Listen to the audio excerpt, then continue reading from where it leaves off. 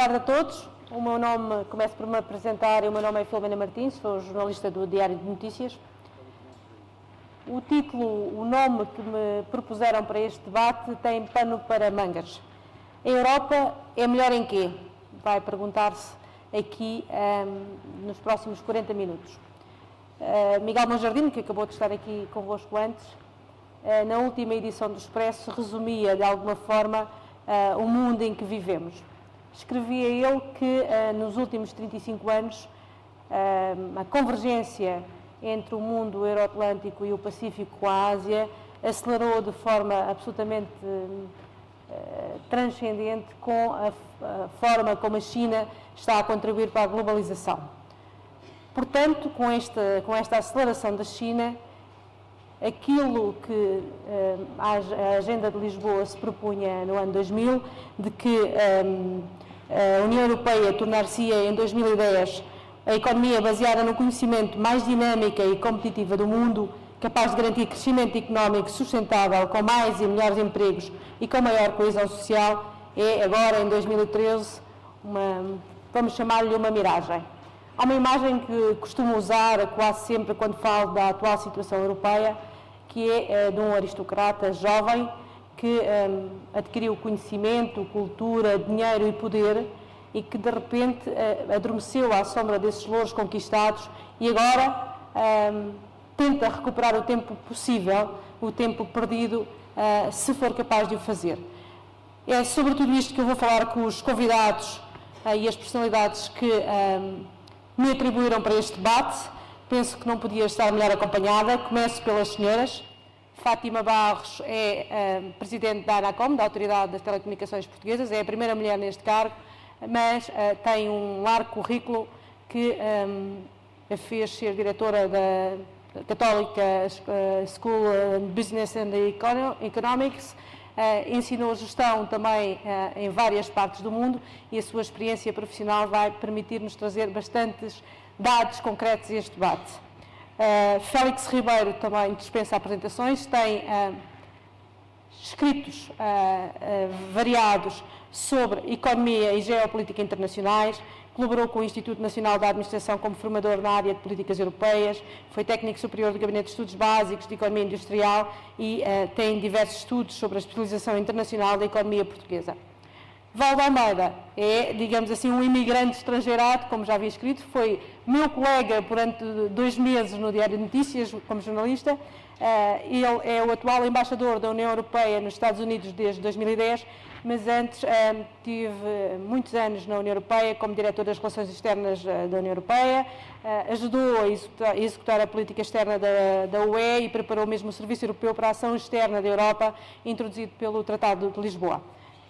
Os outros cargos são tantos que, se estivéssemos aqui, iríamos ocupar o tempo todo. Relembro que este debate vai ter mais ou menos 40 minutos e que, como já foi anunciado, no final teremos um breve período de perguntas do público, para as quais vos peço já que sejam moderados no tempo. Eu começo com uma pergunta aberta, um desafio, e a pergunta é tão simples como esta, é aquela que dá título ao nosso debate. A Europa é melhor em quê? Fátima, não vou falar de telecomunicações, está bem? Mas podemos ir por aí. Boa tarde, é um gosto de estar aqui hoje com este painel e, sobretudo, agradeço muito o convite para poder partilhar um bocadinho com todos aquilo que é, no fundo, a minha visão em que é que a Europa é melhor. E eu creio que temos tido também uma visão bastante negativa da Europa nas discussões que temos tido ao longo do dia, mas eu acho que é a altura de pormos também aqui uma tónica positiva. E como alguém dizia hoje de manhã, a Europa ainda é um dos lugares onde toda a gente quer viver. Portanto, nós temos na Europa uma enorme qualidade de vida. E se me perguntam onde é que a Europa é melhor, eu diria no respeito pelos direitos humanos. Nós na Europa privilegiamos o direito à educação, o direito à saúde, o direito à privacidade, o direito à diversidade cultural, religiosa e até linguística. Privilegiamos o direito à habitação, a licença de maternidade e paternidade pagas e até a licença de férias, portanto, férias anuais pagas. Isto são direitos para nós adquiridos mas não são direitos que existam na maior parte dos países, sobretudo se falarmos até em economias desenvolvidas como os Estados Unidos ou até os países emergentes. Podemos falar, por exemplo, em termos de política de saúde, se compararmos com os Estados Unidos, temos sempre a tendência de nos compararmos com os Estados Unidos. Aliás, a Agenda de Lisboa partiu exatamente da comparação da situação da Europa com a situação dos Estados Unidos e com o reconhecimento do atraso que existia na Europa em diversas áreas. Mas se pensarmos em termos de saúde, sendo os Estados Unidos um dos países onde se gasta mais em saúde, cerca de 5 mil dólares por ano, em média, de facto, há uma assimetria muito grande. Cerca de 40 milhões de pessoas não têm acesso aos serviços de saúde, não têm possibilidades de ter um seguro de saúde. E portanto, isso significa que há na Europa esta preocupação que é fundamental e eu diria que não podemos esquecê-la. Se pensarmos em termos de segurança, e comparando mais uma vez os Estados Unidos com a Europa, pensem que nos Estados Unidos há 4 vezes mais assassínios per capita do que na Europa e existem 7 vezes mais pessoas na prisão per capita, portanto isto é sempre um rácio, do que na União Europeia. Estamos a falar de uma situação em que, de facto, a Europa nos dá, neste momento, ainda condições de segurança. Um aspecto importante que também devemos ter em conta tem a ver com a assimetria na distribuição do rendimento, o gap entre os pobres e ricos.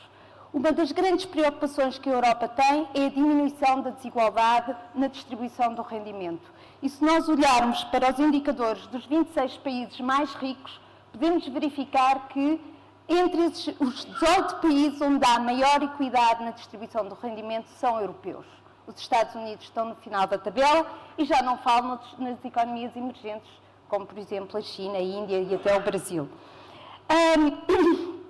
Há esta ideia também, eu vou só dizer muito rapidamente, nós na Europa temos uma enorme preocupação com o desenvolvimento sustentável, com a proteção ambiental. Isso não existe na maior parte das economias emergentes, nem mesmo nos Estados Unidos, onde a preocupação com o crescimento é muito elevada e, portanto, há menores preocupações com as questões ambientais, de proteção ambiental. Eu diria que também, enfim, nós em termos de saúde temos hoje uma maior esperança de vida, temos mais médicos por 1000 habitantes, temos uma menor mortalidade infantil do que, por exemplo, os Estados Unidos.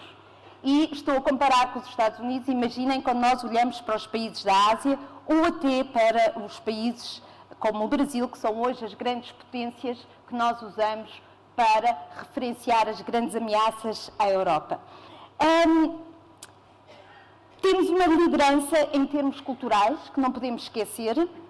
Temos uma liderança também em termos de qualidade de serviço e qualidade na produção. Somos reconhecidos pela nossa capacidade no design.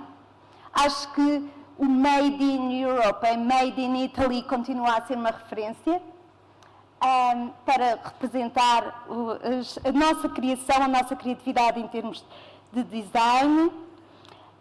Agora, só para dar aqui também uns aspectos negativos. Falhamos na parte da capacidade empreendedora, quando olhamos para países como os Estados Unidos, mas tenho certeza que o Sr. Embaixador falará sobre isso.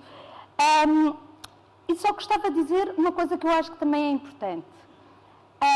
Nos Estados Unidos, por exemplo, refere-se muito ao sucesso individual. Preza-se muito o sucesso individual.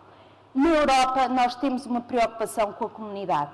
Eu acho que isso também é um aspecto importante. Claro que vai ter impactos diferentes na maneira como as economias evoluem, mas acho que não podemos esquecer isso. Sr. Embaixador, a sua experiência primeiro na Europa, agora nos Estados Unidos, estas clivagens começam a atenuar-se, ainda ascende. Como é que olha agora para a Europa, onde esteve tanto tempo? Muito obrigado pelo convite, é ótimo estar aqui. Deixe-me fazer dois ou três comentários de ordem mais pessoal. Nós estamos aqui no que era o antigo ginásio do Liceu Pedro Nunes. Eu fiz todo o meu liceu no Pedro Nunes, portanto é com alguma emoção que volto aqui. Deixa-me contar uma pequena história. Isto era o sítio onde nós começávamos São todos maiores na sala. Todos, não. Isto são histórias da infância ainda. Começávamos todas as manhãs aqui às 8h30 da manhã com um professor de ginástica chamado professor Mariano, que era um homem ríspido, rígido e sério. E começávamos com uns calçõezinhos mínimos e com umas meinhas brancas, e aquilo tinha que estar tudo. Ele tinha uma origem militar, portanto aquilo tinha que estar tudo certo. E fazia uma chamada às 8h30 da manhã, miúdos de 12 anos, e uma vez ele chamava por números, e o número 18 da turma não sei o quê. E eu disse, está aqui. Ele olha para mim e diz, está aqui é um depilatório francês, já para a bancada. Portanto, para quem é da nossa geração, havia uns anúncios, ou está aqui.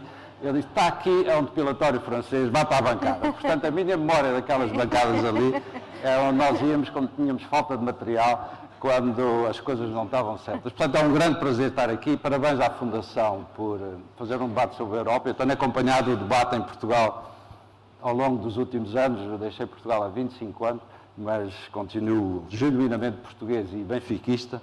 Portanto, tenho sofrido um bocadinho na distância. Por várias razões, umas mais nobres que outras. Portanto, parabéns à Fundação por esta iniciativa e parabéns por fazer numa escola e parabéns por fazer no Pedro Nunes. É um grande orgulho estar aqui, um grande prazer. Bom, é também um grande prazer que haja um debate onde se pode dizer alguma coisa positiva sobre a Europa. Não é? É evidente que eu sou pago para dizer coisas boas sobre a Europa, portanto, não esperem de mim uma autocrítica fundamentada. Mas acho que não é preciso, porque o que eu já ouvi hoje aqui é suficiente para, enfim, tornar as minhas convicções europeias um bocadinho abaladas.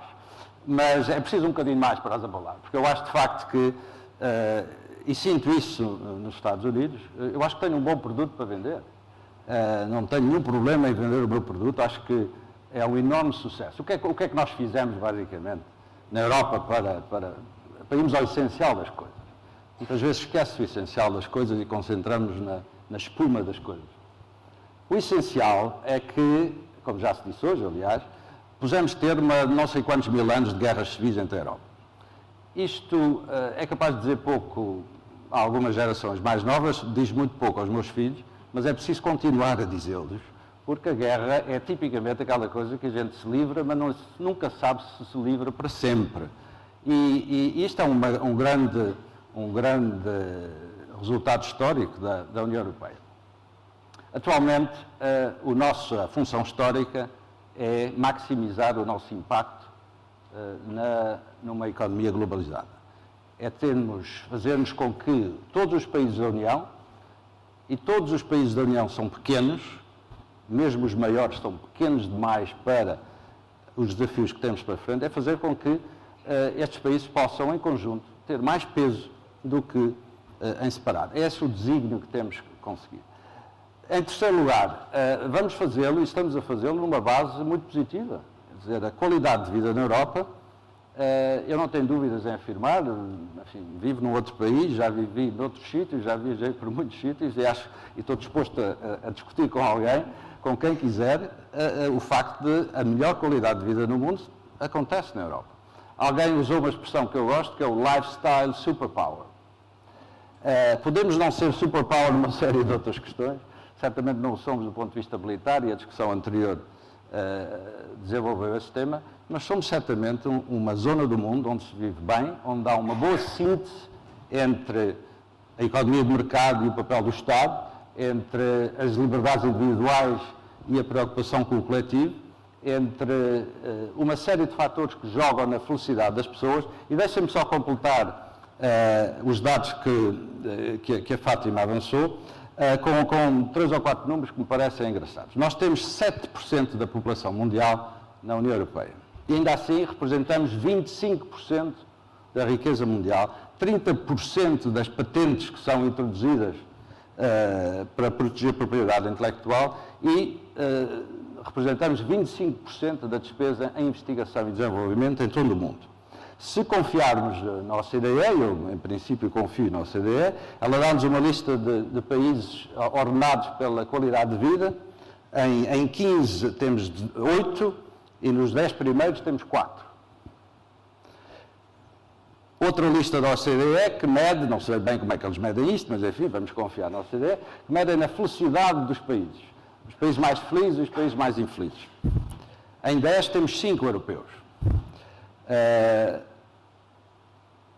Isto é elucidativo de como é que somos considerados. A Fátima falou da proteção social e do orgulho que temos no welfare state. Enfim, podemos discutir, se formos longe demais, temos que corrigir, ou acho que há correções a fazer, obviamente, mas ainda assim, eu descobri um número que me parece significativo. A União Europeia despende mais na proteção social do que todo o resto do mundo. Se juntarmos toda a despesa de proteção social de todos os países do mundo e compararmos com a Europa, não é exatamente a União Europeia, são 30 e poucos países que está nesta estatística, a Europa gasta mais do que todo o resto do mundo em proteção social. Isto são números interessantes. Se olharmos para a competitividade, para a medida da competitividade, tipicamente feita, habitualmente feita pelo World Economic Forum, de Davos, 5 países europeus nos 10 países mais competitivos do mundo. Enfim, poderia citar outros números, não os quero amassar com números. Discutamos a Europa, critiquemos a Europa, vamos até ao fundo dos problemas europeus, e há muitos, e não sou eu que os vou negar, mas partamos de um princípio de que isto é um projeto imenso, um projeto enorme, um projeto magnífico, algo sobre o qual vale a pena discutir, mas, sobretudo, pelo qual vale a pena lutar e pelo qual vale a pena argumentar, porque eu não conheço nenhuma operação no mundo de manutenção de paz, de prevenção de conflitos e de promoção da qualidade de vida tão bem sucedida como a União Europeia. Dr. Félix Ribeiro, é assim também tão otimista como os 2 anteriores oradores intervenientes? Quer dizer, eu iria tentar abordar de outra maneira, que é, nós temos um conjunto de realizações que são formidáveis. Agora, era importante ver como é que essas condições, ou que condições é que nós temos para manter esses avanços no mundo que está a nascer à nossa volta. E aí eu gostava só que nós olhássemos para 3 países europeus e tentássemos responder à questão o que é que eles fazem bem. Eu não sei o que é a Europa, quer dizer, se a Europa, portanto, é um somatório de países que tem a União Europeia, tudo bem. Depois tenho estatísticas não médias. Agora, eu queria olhar para 3 países-chave da União Europeia, para a Alemanha, para a França e para a Itália, e tentar, de uma forma muito simples, espero que não seja mentirosa, o que é que eles fazem bem na economia mundial, portanto, e naquilo que têm para oferecer ao mundo. Os alemães fazem bem hoje o que faziam há 150 anos. Fazem bem automóveis, fazem bem mecânica, fazem bem material elétrico, fazem bem química. E desse ponto de vista, a oferta que eles têm é uma oferta muito, como eu disse naquela coisinha que fiz de manhã, é uma oferta muito adaptada às economias emergentes. Já foi diferente, porque no pós-guerra, sobretudo a partir dos anos 60, quando a Europa do Sul se modernizou, todas estas coisas que a Alemanha fazia bem vieram para o Sul.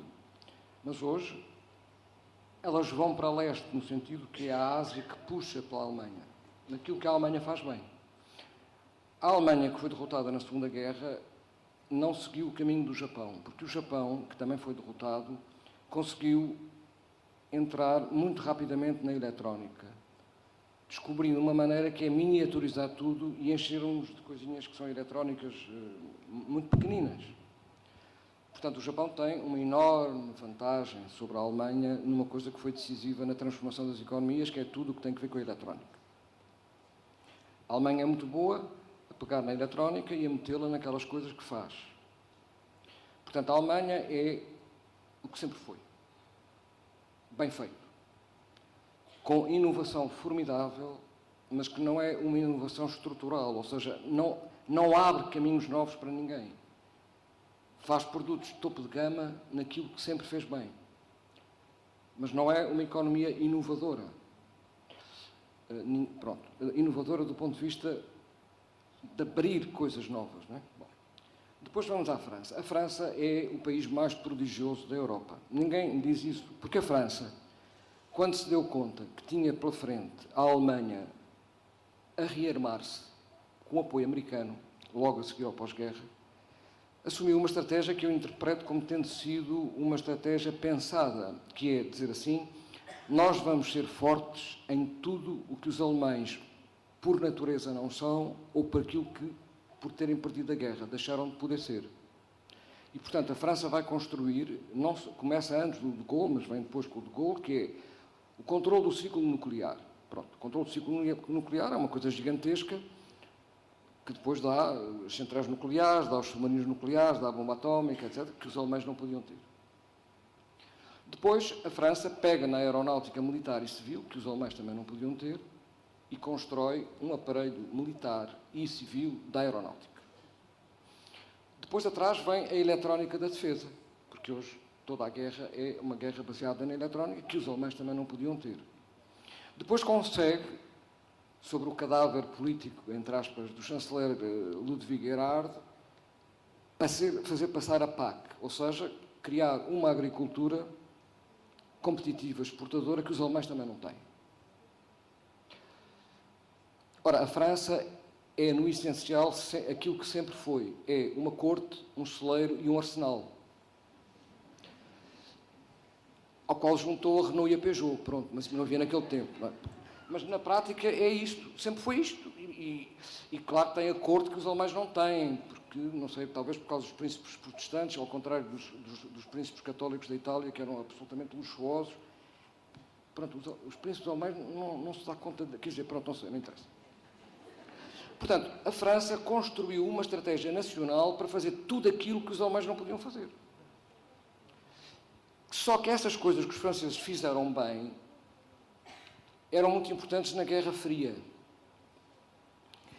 E vendem-se através do Estado.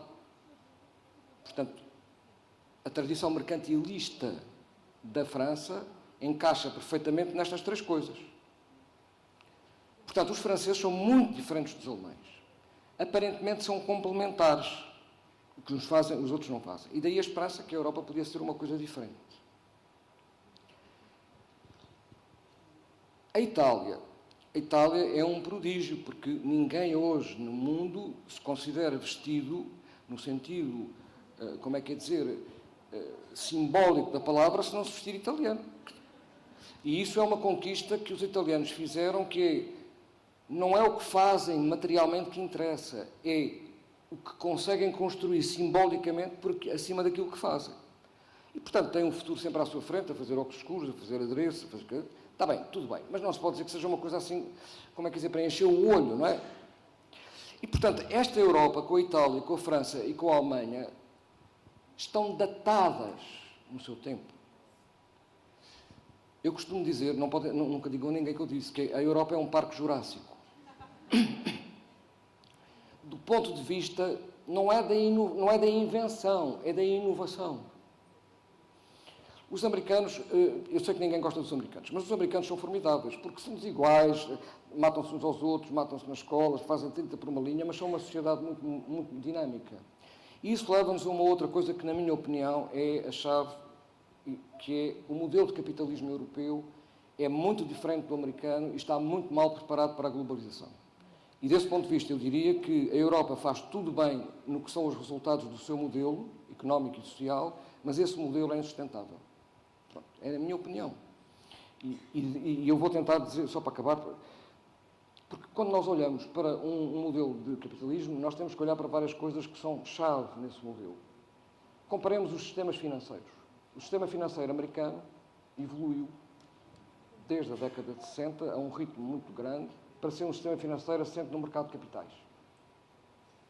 E em que os bancos que nós conhecemos, os bancos como o Espírito Santo, como o BPI, têm uma parte pequeníssima no financiamento da economia. Pequeníssima, quer dizer, muito abaixo de 50%. Quem financia a economia no que diz respeito ao investimento e à expansão é o mercado de capitais. Depois tiveram o cuidado de arranjar um mercado de capitais para atletas olímpicos e um mercado de capitais para júniores. Portanto, o Nasdaq é um mercado de capitais para júniores, que não podem estar misturados com os atletas olímpicos, senão baralhavam aquilo tudo. Pronto. Portanto, tem uma organização muito sofisticada de lidar com o risco e de distribuir risco. Depois para eu ter um sistema assente no mercado de capitais, eu tenho que ter a segurança das pessoas assente em investidores institucionais, companhias de seguros ou fundos de pensões. Porque se eu não tiver investidores institucionais, eu não tenho mercado de capitais. E desse ponto de vista, o modelo americano é um modelo, embora haja uma intervenção pública na segurança social e eventualmente na saúde, com o Medicare, o Medicaid, etc., o grosso, digamos assim, do investimento, da poupança das famílias, vai para descontar para investidores institucionais. Isto faz uma conjugação boa. E, por outro lado, a propriedade é objeto do mercado próprio. Compra-se e vende-se propriedade. Mandam-se abaixo e tiram-se, como é que é dizer, administrações. As famílias, não pode haver luta de classes nos Estados Unidos, porque as pensões das famílias estão investidas em ações. Portanto, a luta de classes, a Europa durante muito tempo teve 2 desportos favoritos, que era a guerra entre os Estados e a luta entre as classes. Agora houve uma evolução extraordinária, porque agora o grande desporto da Europa é o futebol. Portanto, há uma evolução extraordinária na Europa e, portanto, deve-se tudo a muitas coisas boas que aconteceram. Pronto. Mas o que eu estou a tentar dizer é o seguinte: o modelo europeu não é um modelo europeu, o modelo alemão é um modelo onde o sistema financeiro é assente nos bancos. Os bancos têm limitações em gerir o risco e cada vez têm mais devido aos reguladores. Portanto, o objetivo central da Alemanha é que ninguém corra riscos. A não ser os grandes conglomerados, que correm riscos dentro de si próprios. A Siemens faz umas coisas dentro de si própria, faz outras, e, portanto, a Siemens gera o risco dentro dela própria. Por outro lado, todo o pilar de cobertura de risco é público ou corporativo, mas não está ligado ao mercado. E, portanto, são 2 capitalismos completamente diferentes. E as grandes dificuldades que vai haver na relação transatlântica é porque a globalização não é uma luta de produtos, é hoje uma luta de modelos de capitalismo. Toda a globalização que nós conhecemos foi construída em torno do modelo anglo-saxónico, que é um modelo de mercado de capitais e de risco. Era impensável o subprime na Europa. Claro que era. Mas aquilo que permite... Vamos lá ver. O que eu digo é assim: todos são úteis. Agora, é para fazerem coisas diferentes. Portanto, o que eu digo é assim: os Estados Unidos têm uma economia e uma sociedade que lhes dá condições para inovar, correr riscos e liderar. A Europa não tem nem modelo de capitalismo, nem demografia, nem experiência para ambicionar essas funções. Portanto, o grande problema da Europa é encontrar o seu lugar no mundo e fazê-lo bem feito. O que significa uma grande modéstia. E a capacidade de descobrir onde é que pode ser boa a fazer.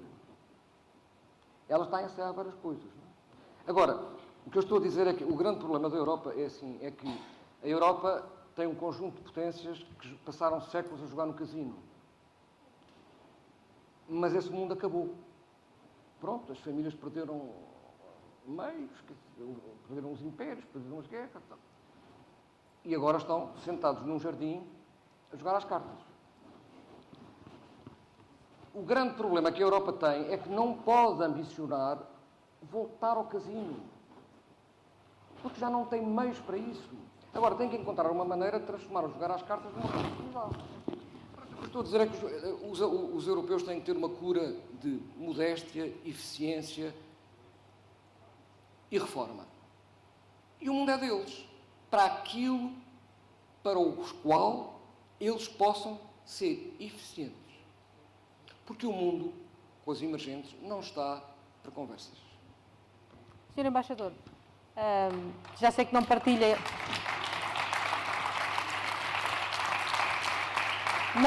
de tamanho de pessimismo, mas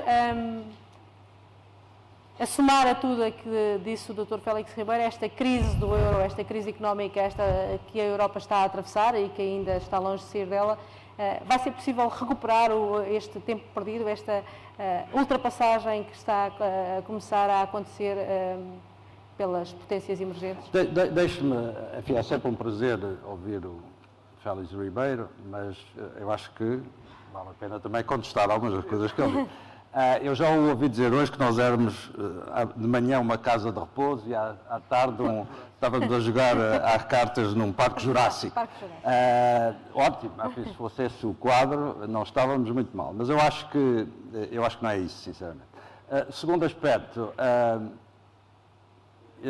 enfim, a visão idílica que ele nos deu do sistema financeiro americano, eu não acho que haja muitos americanos que partilhem a sua opinião depois da crise financeira que nasceu do outro lado. O que eu vejo, pelo contrário, no lado americano, em muita gente, e muita gente insuspeita, é uma séria tensão, se não mesmo alguma inveja, pelo alguns mecanismos de regulação europeia que eles veem que funcionam de forma mais eficaz. E temos aqui um regulador neste painel. Portanto, esta visão um bocadinho dicotómica entre a Europa, enfim, as coisas bonitas que você lhe chamou, e uns Estados Unidos que idilicamente progridem, parece-me um bocadinho exagerada.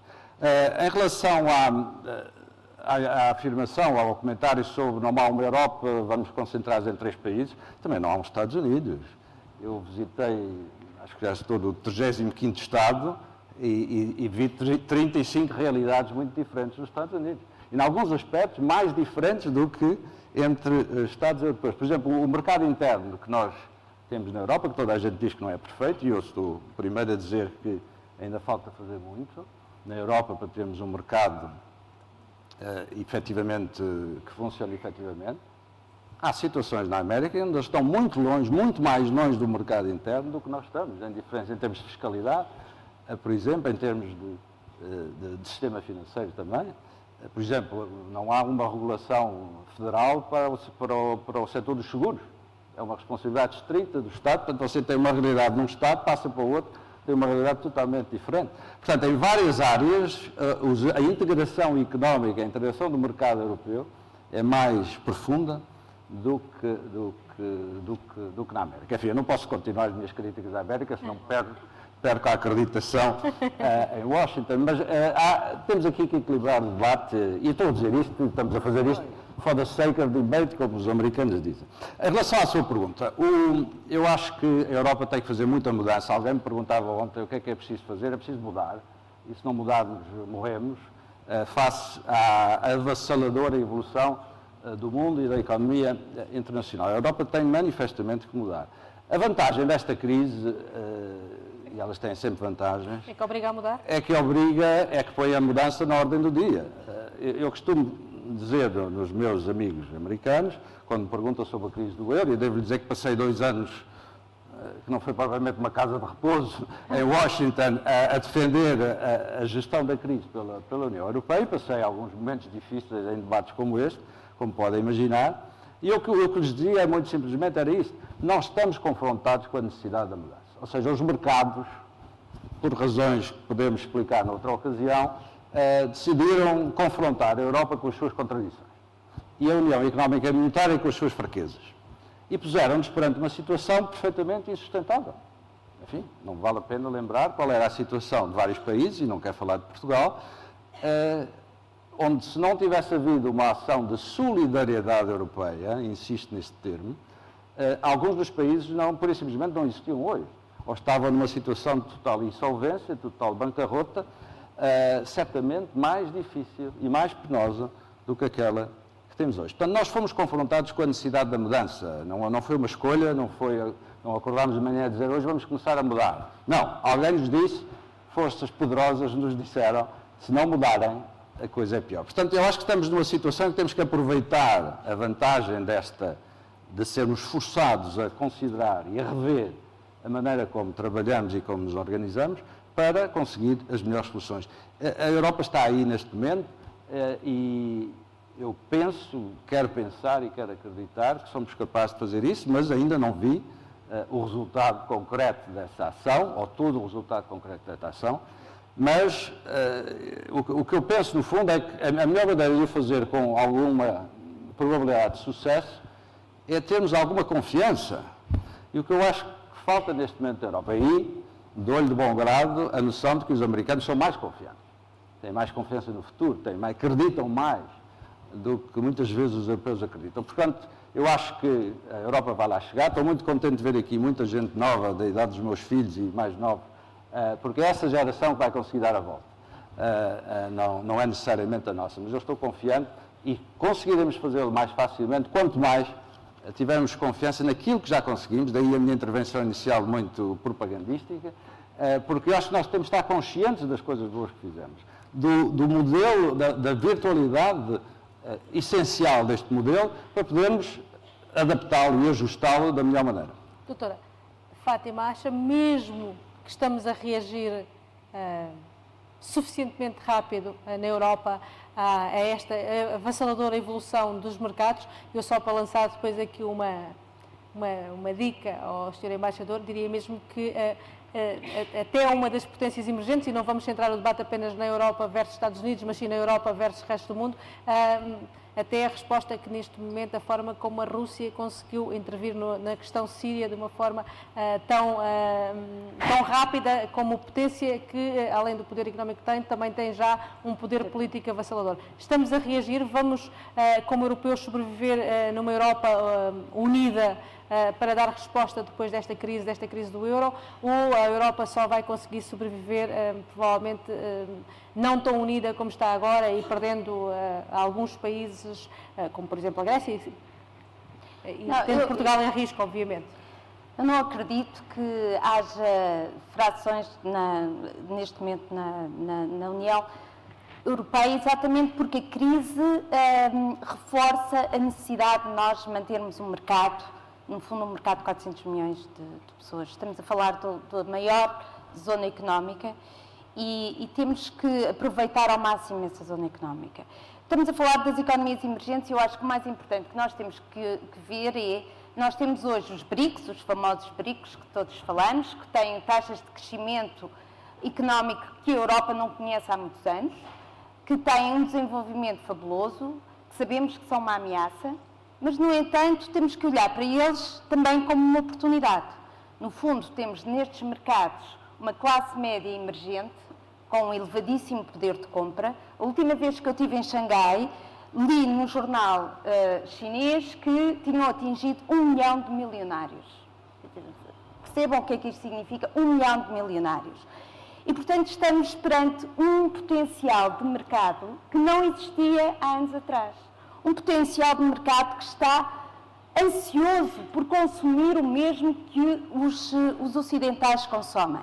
Se pensarem em termos do turismo, do mercado de turismo, e posso-lhes dizer que em termos de competitividade, o índice de competitividade de turismo e travelling, a Europa está francamente acima dos outros países do mundo. Portanto, os top 5 países mais competitivos são europeus. Nós temos neste momento um potencial enorme de mercados que podem absorver os produtos produzidos na Europa. Qual é o grande problema que nós temos? É que se até há pouco tempo as produções desses países eram essencialmente produções tradicionais, portanto as exportações deles eram essencialmente produtos tradicionais, hoje já começam a ser produtos que incorporam muito conhecimento, portanto, muita tecnologia. E não podemos esquecer que o grande desenvolvimento dos Estados Unidos foi potenciado em grande, em larguíssima medida, pelo capital humano, primeiro europeu, sobretudo na fase, em meados do século passado, sobretudo devido às situações de guerra na Europa, mas nas últimas décadas, sobretudo, com os asiáticos, nomeadamente chineses, indianos, coreanos, que abasteceram as universidades americanas e que produziram, no fundo, os talentos que vieram a produzir esta inovação que nos falta neste momento na Europa. E, portanto, nós temos ainda hoje, o nosso talento europeu migra para os Estados Unidos para fazer as suas formações. O que não é mau, desde que nós tenhamos a capacidade de os recuperar de volta. Este é o grande drama que temos tido todos e que na China e na Índia existe neste momento um enorme esforço para trazer de volta a diáspora que está nas universidades americanas. E aí é que eu vejo uma grande ameaça. Vejo uma ameaça não só, enfim, pelo facto de nós termos, e agora puxo um bocadinho a brasa à minha sardinha enquanto professora, muitas das universidades que eu visitei na China e na Índia estão neste momento a oferecer condições extraordinárias aos doutorados, que são neste momento professores nos Estados Unidos, nas melhores universidades do mundo, para os trazer de volta e tê-los nas suas universidades que têm como objetivo estar dentro de pouco tempo entre as melhores do mundo. E aí sim temos uma concorrência por um recurso que também é muito escasso, que se chama talento. Talento, cultura e conhecimento? Talento, cultura e conhecimento. E se nós não formos capazes de concorrer nesse campo, aí vamos ficar mais pobres. Mas o que falta à Europa neste momento é inovação, é investimento em R&D e, sobretudo, aquilo que já foi dito há pouco e que eu continuo a achar que é uma das grandes, enormes diferenças entre os Estados Unidos e a Europa. Capacidade de empreendedorismo, que vem, sobretudo, da atitude face ao risco. Nós, na Europa, preocupamos-nos com a proteção do risco. E sabem porquê? Porque nós, na Europa, tendemos a penalizar quem falha.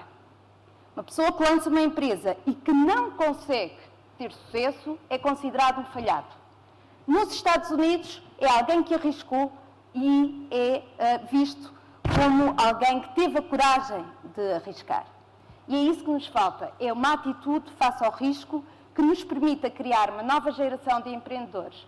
Pela minha experiência na universidade, o que eu vos posso dizer é que esta nova geração de jovens que está aqui tem hoje uma atitude completamente diferente face ao risco do que teve a minha geração, que procurava um emprego para o resto da vida. Eles sabem hoje que vão ter que criar o seu próprio emprego. Deixa-me só dizer uma coisa antes do Félix. Só para completar. Só uma pequena história para completar e ilustrar o que disse a Fátima. E temos de finalizar porque o tempo voa, Em não é? Silicon Valley, onde é e noutras zonas dos Estados Unidos, à volta de Boston, por exemplo, o essencial é a junção entre os inovadores, os criadores, a universidade e o capital de risco. Mas se você perguntar a um venture capitalista, os tipos que investem nas ideias, eles só aceitam um tipo que já tenha tido um sucesso e um fracasso. O investimento mais seguro é no jovem, super jovem, porque aquilo é de volta dos 20, que já tenha tido um sucesso, tenha ganho um bocadinho de dinheiro e depois tenha tido um falhanço. E depois esteja agora no outro projeto que eles estão dispostos a financiar. Esta mentalidade, isto é o cerne, é o nó essencial da cultura de empreendedorismo da jovem América e é isso que eu gostava de ver aqui. Mas eu já vi, até na minha própria família, no caso de Portugal, nos últimos anos, pessoas que de repente dizem não quero mais fundos de emprego, vou buscar ali um pequeno capital de risco, encontrei um caso até familiar à hora do almoço, uma mudança da mentalidade de assistido pelo Estado, o Estado tem que me dar tudo, a eu dizer vou buscar ao Estado um bocadinho para eu me autonomizar em relação ao Estado. Esta mudança, eu sei que não é popular em Portugal, mas eu vou-me já embora no domingo, portanto não tenho consequências, mas quero partilhar convosco esta experiência que eu tive, que tenho tido da América, é o que me parece que está a acontecer em Portugal. Se formos nesse sentido, aí está uma das oportunidades que esta crise nos dá. Dr. Félix Ribeiro, só para terminar, já voa o tempo, estamos no limite dos limites, peço-lhe contenção. Quer refriar um bocadinho este otimismo todo dos seus dois colegas de painel? Vamos resistir como europeus ou o nosso modelo social vai continuar a resistir ou não é possível uma competitividade europeia perante o nosso modelo social atual? O que eu acho é muito simples, que é assim. Eu sinto duas coisas, português e ocidental. Desculpa, não posso. Como ocidental, eu acho que há um conjunto de valores que nós temos, tanto na Europa como nos Estados Unidos, que têm que ser respeitados, em primeiro lugar, por nós, coisa que nem sempre acontece, e que temos que defender em diálogo com outras civilizações e com outras sociedades que têm valores diferentes. Pronto. Só que nós não estamos a lidar com civilizações, estamos a lidar com potências emergentes. E estamos a lidar com outra coisa numa zona do mundo que é a guerra dentro do Islão. A guerra dentro, não é uma guerra do Ocidente contra o Islão, embora também tenha esse aspecto, não, é uma guerra dentro do Islão. E, portanto, essa guerra é uma guerra que está mesmo à nossa beira, não é? E, portanto, o que eu penso é que os ocidentais devem ter o bom senso de se organizar em torno do Estado. Eu, a seguir, vou-me embora, sou expulso, não é? Os ocidentais devem ter o bom senso de se organizar em torno dos Estados Unidos. Numa fase muito boa para que isso aconteça, é que os Estados Unidos estão com uma enorme tentação de fazer aquilo que eles chamam o offshore, passarem para ter uma estratégia de offshore balancing, quer dizer, passar a ser ingleses, ou seja, façam lá o que quiserem, mas há certas coisas que nós não permitimos, pronto. E de resto estamos ocupados com outras coisas, não andamos a intervir, não é? Isso é uma coisa que pode ser muito arriscada, mas que ao mesmo tempo dá espaço. Por exemplo, a França. O presidente Sarkozy fez 2 ou 3 grandes mudanças na França e ele só cometeu um grande erro. É que casou com a Bruni no primeiro mandato, quando devia ter só casado no segundo. Pronto. Mas porque senão tinha ganho as eleições, claro. De maneira que o Sarkozy mostra uma coisa. O Sarkozy, que é um príncipe, um aristocrata húngaro de origem judaica, não é? Portanto, a coisa mais diferente que há em França, reintegrou a França na estrutura militar da Aliança, abandonou a postura pró-árabe tradicional da diplomacia francesa, aproximou-se de Israel e depois andava sempre ao lado da Sra. Merkel. Mas essa mudança, é extraordinário ver o François Hollande ter um discurso absolutamente ao lado dos americanos. Quer dizer, há 30 anos isto era impossível. Isso só traduz uma coisa, é que os franceses estão a perceber perfeitamente onde é que se meteram e estão à procura de saber como é que saem de lá. Doutor, tenho de o interromper? Pronto, não. Portanto, o que estou a dizer é assim, vale a pena trabalhar com os americanos. Vale a pena trabalhar com os americanos numa fase em que eles estão mais enfraquecidos. Pronto. Bem, fica...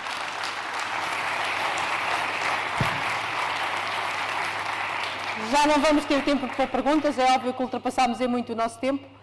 Ficaram 2 visões um bocadinho diferentes sobre a Europa, mas uma conclusão fácil de tirar é que a Europa tem mesmo, vou usar uma expressão desportiva, de pedalar e rapidamente para acompanhar a evolução e a globalização do mundo e o crescimento de outras potências, além da dos Estados Unidos. Agradeço a todos, agradeço sobretudo aos oradores por este momento que penso que foi elucidativo. Muito obrigada.